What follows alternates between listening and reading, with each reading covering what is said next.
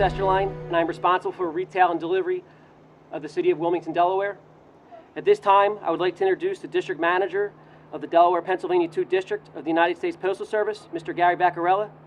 Mr. Vaccarella is responsible for retail and delivery operations within the state of Delaware, the City of Philadelphia, and all of eastern Pennsylvania, covering zip codes 180 through 199. Mr. Vaccarella is responsible for 3.1 deliveries. Thank you. Thank you, Dennis. Yes, that would be 3.1 million. Yeah, thank you. Good morning, everyone, and thank you for being here. What a joyous day, what a beautiful day for a joyous occasion. So thank you so much for being here. I want to express my appreciation to Congresswoman Lisa Blunt, Rochester, for taking this legislation to dedicate this building in honor of Mary Ann Shadd Cary, a writer, educator, lawyer, and abolitionist. Mary Ann Shadd was the eldest of 13 children. She was the first African-American publisher in North America and the first African-American woman to attend law school in the United States. To succeed in the spotlight of being the first person in anything is truly remarkable. In my position as the District Manager for the United States Postal Service, in addition to overseeing post office operations, I am often afforded the opportunity to be a part of significant community events such as this. And it is truly the best part of my job and the part of my job that I like the most. It gives me great pleasure to be here. It is exciting and appropriate to recognize great Americans who have altered the course of history. It is my hope that this dedication of this post office, we will not only appropriately commemorate the life of a great woman and heroic figure, but perhaps also cause young Americans as well to look closely at the life of Mary Ann Shadd Cary and be inspired to civic greatness and personal sacrifice as well. The beautiful plaque which will adorn this building will serve as a reminder to everyone who enters. There was a local woman who dreamed big dreams and was one of the most outspoken and articulate female proponents of the abolition of slavery and promoted equality for all people. It is with honor and gratefulness that I am pleased to see the Wilmington Post Office, a building that represents service to this community, be rededicated in the honor of Mary Ann Shadd Cary, a woman who represents service to our country. This is a great honor for all of us. Thank you all for being here. Have a great day.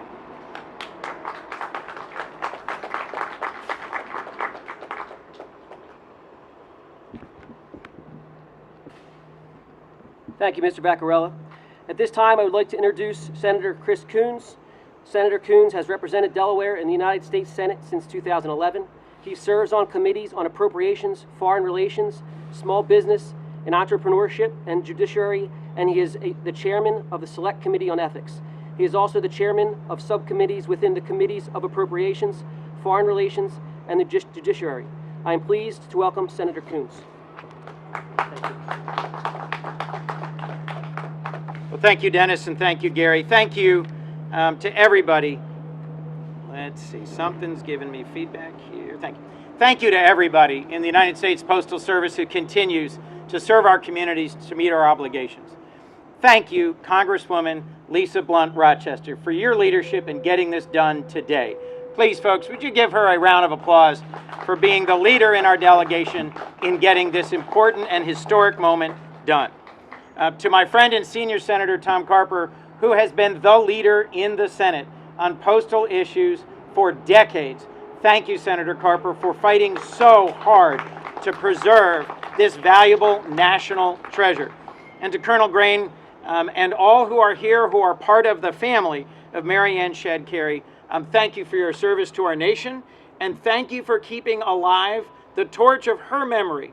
It is a remarkable thing that there are many Delawareans who don't realize that born here in Wilmington, Delaware, was this woman who accomplished so many important firsts, an abolitionist, a newspaper editor and publisher, an activist, and a lawyer. Now, I may be the only one who gets excited about learning more about the history of lawyers in Delaware and America, but it was the foundation on which so much of the rest of her life of activism for abolition and suffrage rested. So, let me just briefly say, for those of us who worry about the future of our nation, we took a Pledge of Allegiance in which we remembered that we have for more than a century pledged to be one nation, indivisible, with liberty and justice for all. The arc of our history is the story of our coming closer and closer to that aspiration. We have accomplished liberty, we have accomplished justice, but not fully. And one of the key roles that the post office does play in our country, through stamps, through the naming of post offices, and through the connection of communities, is to informing and educating us about our own history, who we lift up as heroes and heroines, who we recognize and acknowledge, is a key part of keeping us engaged, informed, and aware about landmark leaders in our history and the arc of our trajectory forward. So to Lisa Blunt Rochester, my friend and colleague, you are someone who has accomplished so many firsts in your life and in your career service. It is such a blessing to serve alongside you and to see the heart and the spirit and the intentionality that you bring to continuing the journey that Mary Ann Shadd Cary herself started here in Wilmington, a city that was literally at the dividing line between free and slave and North and South, a city with a significant Quaker community and a dedication to abolition, but a state, as we both know painfully, continues to struggle with some of that legacy and some of that burden. You make that burden lighter because you carry her torch forward. Thank you for what you do, and thank you to each and every one of you. Please forgive me because I depart for an important family commitment to my daughter right now, but I am so grateful to my congressional delegation friends, to the family of Mary Ann Shadd Cary, and to everyone in our Postal Service. Thank you very much, and have a great celebration.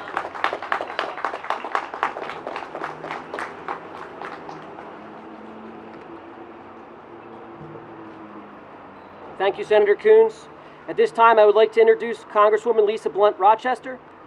Congresswoman Blunt Rochester is serving in her third term in the U.S. House of Representatives. She is a member of the Energy and Commerce Committee and serves as an assistant whip for the House leadership. In February 2020, she introduced H.R. 5972, the Mary Ann Shadd Cary Post Office Dedication Act, to name this facility in honor of the distinguished and accomplished individual. The President signed the bill into law in January of this year, creating Public Law 116-306. This legislation is the source of our special dedication today. I am pleased to welcome Congresswoman Blunt Rochester. Thank you. Oh, wow. Thank you so much for the introduction. Thank you so much to all who serve our country in the Postal Service. Senator Carper always talks about the fact that the Postal Service is the most beloved federal agency in our country and has stood the test of time. So first, I want to thank everyone here. I got some postal workers in the back there. If you work for the Postal Service, please raise your hand so we can give you a round of applause. Yes, thank you so much. And I also want to thank Senator Coons for that great not only introduction, but also for what he shared. This is a special day, and I love what he shared because I think a lot of times people think, oh, we're naming a post office. We're just naming a post office. But for many of us, and it was important for me that we have her photo here, Mary Ann Shadd Cary's photo, because there is a line that you have to see it to be it. And for many of us, we don't get to see the heroes and heroines in our lives that really paved the way for us to be here. And so today there are organizations that I will name off some of them that have been doing work for years, centuries, decades to make sure that we uplift particularly women and people of color who have worked behind the scenes or just never got the light that they deserve. And so today, this is very special. It's also special to have Carol. Hi, Carol. Hi, Carol. Hi. The youngest descendant of Mary Ann Shadd Cary that I know of here with us today, 2 years old, right? How old are you, Carol? 2. And it's just a beautiful thing to see the legacy. This is really the torch that will be carried on. And so I'm just happy to be here with the family. And I'm also proud. I want to thank Megan Diggins in our office. Megan, raise your hand, because she did all the groundwork for us. She did the history, the research. She worked with partners, and we were able to create a bill that was bipartisan. Bipartisan. Democrats and Republicans came together to be able to name this post office. And so I want to thank Megan for all of her hard work. And I'll tell you, as has already been said, I mean, she was an abolitionist, a suffragist, a lawyer, a writer, a publisher, a newspaper editor, a teacher, an activist, a citizen of both America and Canada, and the list goes on. The list goes on.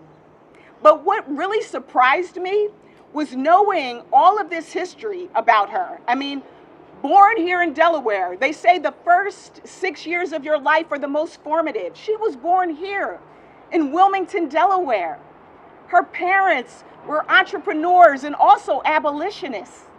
A butcher, her mother had a tea shop. I mean, they really were into education. And her formative years started here, but there was nothing in Delaware to mark this incredible woman. They have stuff in Canada, they have stuff in Washington, D.C., but today, we will unveil a marker here in Delaware. So I am excited that Mary Ann Shadd Cary will be celebrated here in her home state. I would like to also again say I'm happy to have with us family members, Jan Michael Shadd, who will speak to you later, who has been the main person who has helped us in our journey to make today possible. Jan Michael Shadd Green, Warren Shadd from Maryland, Lee Jones and your family from Virginia.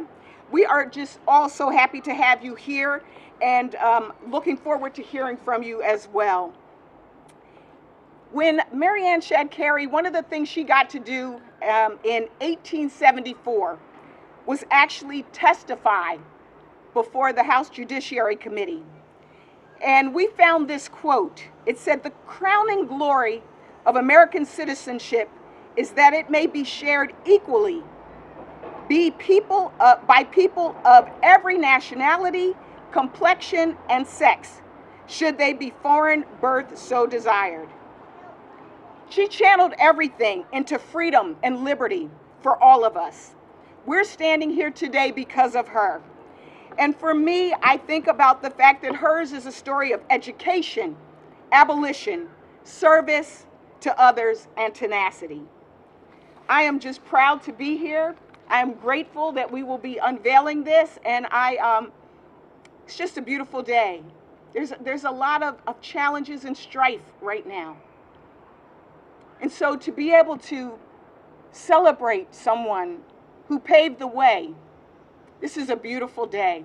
This is a beautiful, beautiful day. So to Carol, to the entire family, to all of our Postal Service workers, the management, the supervisors, the rural letter, everybody that is involved, and our senators who actually were such supporters on the Senate side.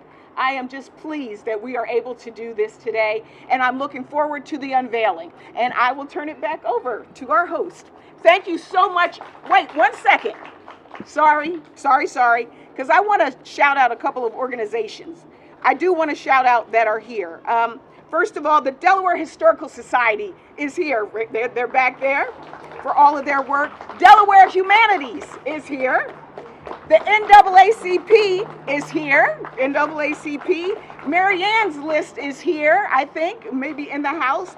And we have had the partnership also with the Office of Women's Advancement as well. And so we don't do these things by ourselves. We do them as a collective. And I'm so excited that all of you are here today.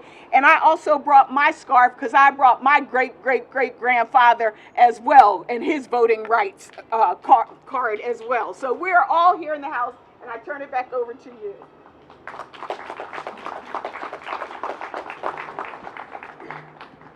Thank you, Congresswoman Blunt Rochester. At this time, I would like to introduce Senator Tom Carper. Senator Carper has represented Delaware in the United States Senate since 2001. He is the chairman of the Environment and Public Works Committee and the Finance Committee's Subcommittee on International Trade, Customs, and Global Competitiveness. He also serves as a member of the Homeland Security and Governmental Affairs Committee that oversees the Postal Service. I am pleased to welcome Senator Carper.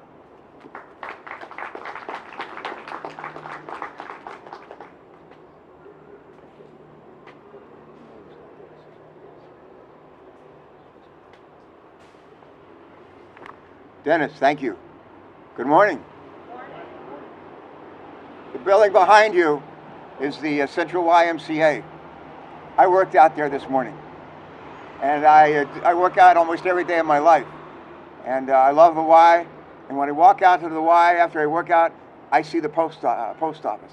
And I was involved in, my staff and I were involved in actually getting this post office built about 15 years ago. And we're very proud to say this is where post office that I use a whole lot personally. And so this is special to me and to my family. I want to thank Lisa. Lisa is a leader, and leadership is the most important element in the success of any most important ingredient in the success of any organization. I don't care if you're a sports team, a college or university, a state, a county, a business. Most important ingredient is always leadership. This woman is a leader. Give her a huge round of applause. We wouldn't be here without her. Lisa. Lisa.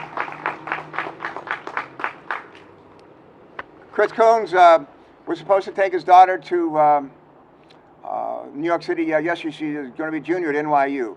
And they had to cancel because of receiving the remains of about a dozen Marines down at Dover Air Force Base yesterday.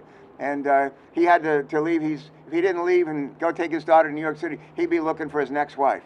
And so, thank you for understanding his early departure. And do we have any veterans here? If you're a veteran, raise your hand. Put our hands together for our veterans. There are a lot of veterans who work for the Postal Service, as it turns out. And one of the people say to me, "Why have I, as a United States Senator, always been the point person on postal issues in the United States Senate?" And it actually goes back, to when I was just a young man. I'm the last Vietnam veteran serving the United States Senate. And I remember when we were in Southeast Asia, the best day of the week for all of us was the day the mail came. That was the best day of the week. And I remember in November 1972 getting Time and Newsweek, same week, about 2 weeks after the election. And I remember reading through both Time and Newsweek, and I read about a 29-year-old guy in Delaware who had knocked off a sitting United States Senator to become a U.S. Senator before he's too young to serve in the U.S. Senate. And his name was Biden, Joe Biden, and we were with Joe just yesterday down at Dover Air Force Base. But the Postal Service, and 2 years later after that, I was in Joe Biden's living room as a first-year MBA student at the University of Delaware. I was a campaign manager for the fellow running for the United States House of Representatives. And it really kind of started with the Postal Service and brought to my attention Joe Biden all those years ago. And he and I have been friends. We've been friends with our president for forever. And so I'm indebted to the Postal Service personally for more reasons than you'll know. When I ran for Congress and got elected, I shouldn't have won. I was not supposed to win, but I ran for re-election. I was being challenged by one of the wealthiest women in the country, whose husband was one of the wealthiest people in the world, and we beat him. And the way we beat him was town hall meetings, and I did hundreds of town hall meetings, and we do them in zip codes all over the state. And in every mailbox of a zip code that I was having a town hall meeting in, the Postal Service put an announcement, a postcard. It said, Congressman Tom Carper is holding a town hall meeting, such and such a date, such and such a place. And it was just a clear proof to the people who had elected me that I was interested in hearing for them. We had an election last year incredibly important election. And for the first, you know, we've had people voting by mail, voting absentee forever. I voted absentee. I was a voting officer in my squadron in Southeast Asia for one of my 3 tours there. And my job was to make sure everybody, 300 men in my squadron, all got registered and voted. That's what we did. And we have used absentee ballots, vote by mail, periodically in our country's history. Last year, I think it's probably more than a quarter, maybe more than a third of the people in this country voted by mail. They registered to vote by mail. They voted by mail. They voted in primaries. They voted in elections. And we want to make sure that they have the opportunity to continue to do that in the years to come. There are some people that want to suppress vote by mail, and we can't let that happen. We want to be encouraging more people to vote by mail. The Postal Service is as old as our country. The Postal Service is as old as our country. Anybody remember who the first Postmaster General was? Anybody remember? Go ahead. Ben Franklin. Ben Franklin was our first Postmaster General, and hopefully there's going to be a whole lot more in the future as we go forward. We're gathered here today next to a bank, and it's called WSFS, and there's a couple of WSFS employees here. WSFS people say, what does that mean for? What does that mean? And it used to be Wilmington Savings Fund Society, but now it's we stand for service. That's what the bank is. And their motto is we stand for service. The Postal Service, we got to put and make sure that the word service is as strongly underlined, emphasized going forward as it ever has been. Last thing I want to say, Harry Truman. I never knew Harry Truman. I've known a lot of presidents, never had the privilege of meeting Harry Truman. But among the things he used to say was, the only thing new in the world is the history we forgot or never learned. The only thing new in the world is the history we forgot or never learned. Winston Churchill said it just a little differently. Winston Churchill said, the further back we look, the further forward we see. Think about that. The further back we look, the further forward we see. And when we look back, what do we see? We see a woman, an African-American woman, who was born here, was it 1823? 1823, up from nothing, who helped change this country for the best. And we're going to learn, people are going to walk through here and they'll say, who is he? Who is this post office named after for decades in the future?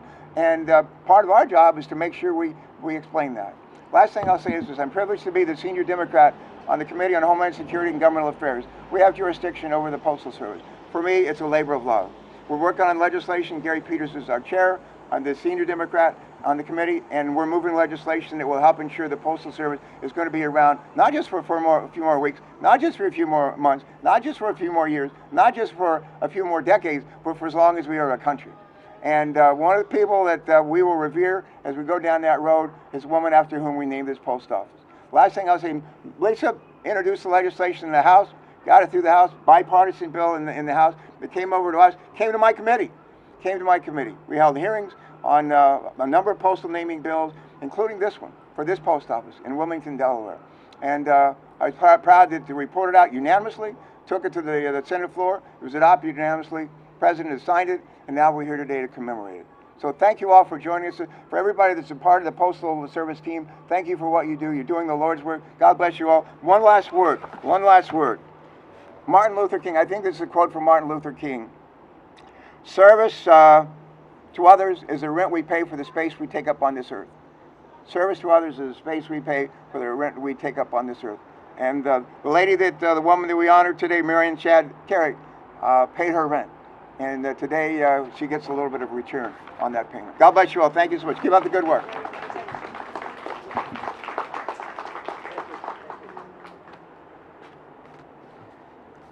Thank you, Senator Carper. At this time, I would like to introduce Jan Michael Shadd Grain, who is the great-great-great-nephew of Mary Ann Shadd Cary. He is a 1980 distinguished military graduate with a degree in biology from Rutgers University and master's in environmental sciences from University of Maryland Eastern Shore. Jan Michael is a retired Army Reserve Colonel that served in Iraq from 2003 to 2004, receiving the Bronze Star Medal. Following his redeployment from Iraq, Colonel Grain assumed command of the 485th Chemical Battalion in Wilmington, Delaware. As a U.S. Army civilian, Jan Michael worked for the U.S. Army Environmental Command as a biologist for 17 years, followed by serving as Chief of Environmental Compliance Branch, Aberdeen Proving Ground, Maryland for 9 years. Jan Michael now works as an environmental team lead at the Army Adelphi Laboratory Center outside Washington, D.C. He grew up in Yellow Springs, Ohio, with mom Betty Shadd Cary, great-great-niece of Mary Ann, and an art and music teacher, and dad Dennison Grain, an electrical engineer at Wright-Patterson Air Force Base and World War II veteran, and his brother Paul, now an electrical engineer in Seattle, Washington.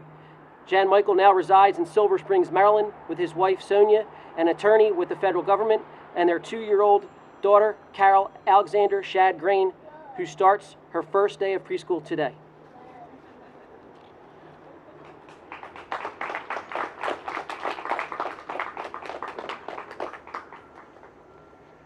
Thank you so much for that introduction.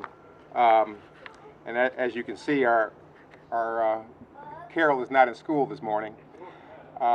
This was so important, and I asked my wife, I said, can you, both of you come up here today, because this is history, even though she might not remember it. I'll make sure she remembers, but indeed a pleasure to be here this morning. Is indeed an honor and a pleasure to be here today on behalf of the Shadd family, to have this post office in Mary Ann Shadd Cary's hometown renamed in her honor. We would like to thank Congresswoman Blunt Rochester, Senator Carper, and Senator Carper, thank you for your service in the military. Senator Coon for initiating this bill and championing it through till completion. Thanks, Congressman, for your staff, particularly Megan Diggins, who for all the hard work in keeping us informed throughout the process. And thank goodness, and for all of you, I really want to say thank you, and I'm so glad that you were safe after January 6th. And lastly, I'd like to say the post office, thank you so much. I've got post office blood in me. My great-great-grandfather on my father's side in North Carolina, former slave, became Postmaster General in Collie Township, North Carolina in 1884. So I've got some post office in me, okay? So thank you. Frederick Douglass said, Mary Ann, she is a person of unconquerable zeal and commendable ability. We do not know her equal among the colored ladies of the United States. Now, how did this extraordinary woman come to be? Especially in that time period, especially when women were second-class citizens, and even black women were even lower than that. Let me take you back a little bit. Mary Ann Shadd's great-grandfather, Hans Shadd, he was a German Hessian. He came over in 1756 to fight with General Braddock in the French and Indian War. He got wounded. The British put him up in a home in Chadds Ford, PA. He healed his wounds, but then instead of going back to the British Army, he went and married a daughter. And her name was Elizabeth Jackson, and that was a free black family. They had 2 sons. Jeremiah, her Mary Ann's grandfather, he was a butcher, and he married Sally, who was a former slave. She made confectionery desserts and treats and so forth. So they had this, and I heard it was on, and that's why I want to do some research, it was on 2nd Street, or I'm not exactly sure where that shop was. But Sally, her claim to fame was that she had this great ice cream recipe. She didn't invent ice cream, but she just had a great recipe. And it was so well known that it said that Dolly Madison, traveling from Philadelphia going down to Washington City, as it was called then, stopped in to get that recipe to take it to the White House for her husband's inauguration. So, and if you Google Aunt Sally Shadd, you'll see just a litany of things talking about her. But that was her grandmother. Now her father, Abraham D. Shadd, He was a shoemaker by day and an abolitionist by night.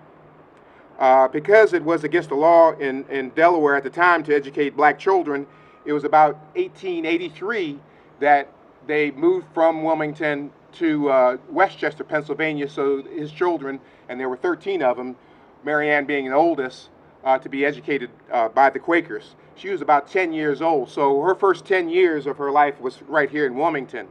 And you can imagine, and during that time, as an abolitionist, her working with her mom and dad, seeing folks come through their house, having to clothe them and feed them, so she got very active in the abolitionist movement with her father.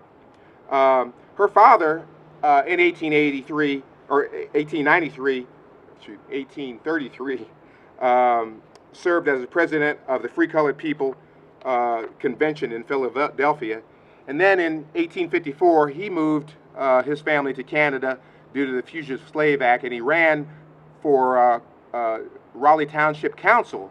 And he was the first black elected official in Canada in 1859. So another Delawarean, he born also right here in Wilmington, became the first elected official. So, and I say all that just to give you an understanding of her roots and where she came from. She started out, like I say, born right here, then getting her education up in Westchester with the Quakers, and then she started her teaching career in the 1840s, starting out in Westchester, Pennsylvania, then Norristown, then Trenton, New Jersey, then New York City. That was taking place all in the 1840s, in her 20s. And just to give you an idea of the type of woman that she was, when she was in New York City, she, I guess, was going to work, and she hailed a trolley. Now, back then in the 1840s, trolleys did not pick up black folk there. It wasn't against the law, but a lot of times they just didn't do it. But Mary Ann, she raised her hand, the trolley stopped, the conductor let her on board, she put her token in, she sat down, and he just looked at her kind of in amazement and almost paralyzed, and he just didn't say a word, and he just took off. But just to give you the type of confidence she had in being able to go and do the things like anybody else. In 1850, the Fugitive Slave Act became law of the land, and it changed everything for not only ex-slaves that were in free states, but also free black people as well. So when they had this mass exodus of a lot of folks going to Canada, Mary Ann saw this opportunity to be able to educate folks up in Canada, and that's when she left to go up in 1851 to teach those up there. And in the 1850s, that's when she started a newspaper. She got married, had 2 kids. Unfortunately, 4 years later, after marriage, her husband passed away.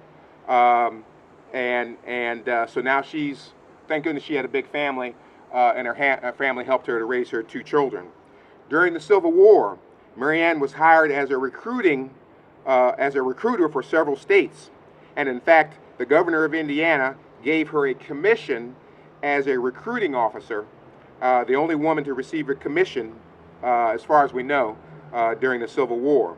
Then after the Civil War, she moved to Washington, D.C., established a school of about 500 students, and during that time, she went to Howard's Law School as the first female entered into attending Howard's Law School. Lastly, I'd just like to say, and I could go on, there's so much more that she did. I'm not talking about suffrage, I'm not talking about other things she had done, but in the interest of time, we'll have to talk more later. But two last things I'd like to say. First of all, the Shadd family members were taught at an early age about Mary Ann Shadd Cary and how we were related to this extraordinary woman. And we try our best to try to live up to that legacy. But I'd like to just name a few. Ma'am, sir, when you go into the Oval Office and you see a bust of Rosa Parks in the there, and also when you go into the rotunda of the Capitol, you see a statue of Sojourner Truth. That was sculpted by artist Lane, also a relative of Mary Ann. She was the great-great-niece. She's 91 years old, but very famous artist and sculptor. I also, as had been introduced, my cousin Warren Shadd. Raise your hand, Warren. Warren is the owner of the only black piano manufacturer in the United States. He has a piano in the Vatican and numerous other places, but I just wanted to, and my cousin Colonel Lee Jones. Colonel Jones is a retired Naval JAG officer, and I could go on with just some of the family members that have gone on to try to, again, live up to that legacy. And lastly, I'd like to introduce two dear friends of the Shadd family right here from Wilmington. First, I'd like to introduce Laura Englehart. Laura, raise your hand, please. Yep. Laura spearheaded the effort to get Mary Ann inducted into the 1997 Hall of Fame of Delaware Women, and in 1998, the National Women's Hall of Fame in Seneca Falls, New York. Now Laura is working on a historical marker with the Historical Society for the Shadd family to be placed in front of a federal building. So that's, yep. And lastly, I'd like to introduce Robert Seeley. Bob is the descendant of one of the most famous abolitionists, Thomas Garrett, Wilmington's own. Thomas Garrett shuttled over almost 3,000 former slaves through his home in Wilmington to freedom. The Garrett family and the Shadd family not only knew one another, but they also worked together as station masters in the Underground Railroad. Officials knew that Garrett was an abolitionist, but they never caught him until 1848. He was jailed. He was tried in federal court by none other than Chief Justice Taney of Dred Scott fame. Garrett was fined so much he had to sell his business and his home, but by the time he got home from jail, the people of Wilmington raised enough money to buy his home and his business back, thank goodness. And he continued on as an abolitionist even when he got back. But now he is still needs to be pardoned for his crime of helping souls to freedom. And I hope now that we have a Delawarean in the White House that Thomas Garrett can now receive this pardon. Thank you.